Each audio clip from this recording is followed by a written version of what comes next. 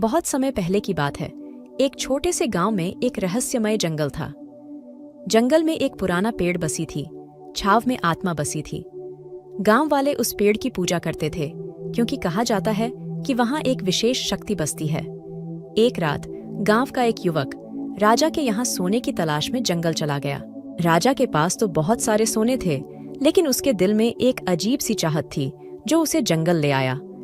पहली बार राजा ने उस पेड़ की ओर रुख किया, जिससे उसे आत्मा से भरी महंगी अनुभूति हुई। ये पेड़ बहुत अजीब है, लगता है यहाँ कुछ खास है। नमस्ते राजा, मैं एक विशेष पेड़ हूँ और मेरी शक्तियों का उपयोग करके तुम्हें 3 इच्छाएं पूरी करने का अवसर दे रहा हूँ। 3 इच्छाएं? सच में? हाँ, लेकिन एक शर्त है, तुम्हें हर इच्छा के लिए एक कहानी सुननी होगी। बिल्कुल, मुझे सुनना अच्छा लगता है। पहली इच्छा मांगने पर पेड़ ने एक कहानी शुरू की। बहुत समय पहले की बात है। एक गरीब लड़का था जिसका सपना था कि वह राजा बने। उसने एक दिन एक जादुई आईना पाया जिसने उसको राजा बना दिया। फिर क्या हुआ? राजा बनने के बाद वह भूल गया कि उसका असली सपना क्या था।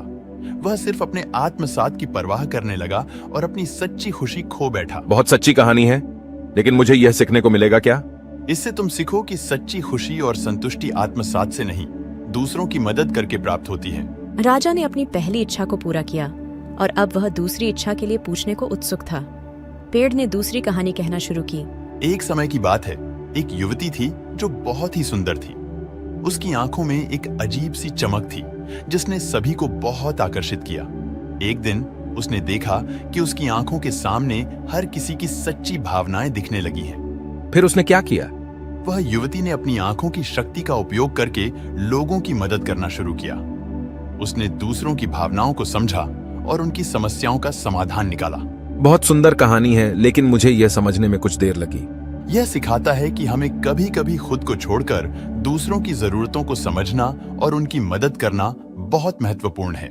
राजा ने अपनी दूसरी इच्छा को पूरा किया और अब वह तीसरी और आखिरी इच्छा के लिए बेताब था।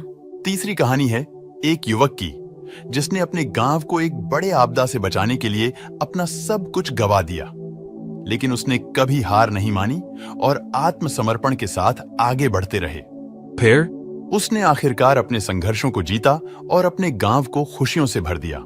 उसने सीखा कि आत्मसमर्पण और संघर्ष से ही असली सफलता मिलती है। यह कहानी बहुत ही प्रेरणादायक है। मैंने अपनी तीसरी इच्छा को पूरा करने के लिए क्या करना है? तुम्हें यह समझना होगा कि सच्ची सफलता वह है जो दूसरों की मदद करने में होती है। तुम्हें अपनी इच्छाएं पूरी करने के बजाय दूसरों को मदद करने का उत्साह होना चाहिए। राजा ने तीसरी इच्छा को पूरा किया और अचानक पूरे जंगल में रौनक मच गई। पेड़ की छांव में सभी गांव वाले ने राजा की महानता की प्रशंसा की, लेकिन राजा ने सबको बताया कि वह यह सब सिर्फ और सिर्फ पेड़ की मदद से ही कर पाए हैं। और ऐसे रोचक कहानी सुनने के लिए हमारे कॉमेडिक स्किट्स कार्टून चैनल को सब्सक्राइब करके रखें, ताकि ऐसे रोचक कहानी सबसे पहले आपको मिले।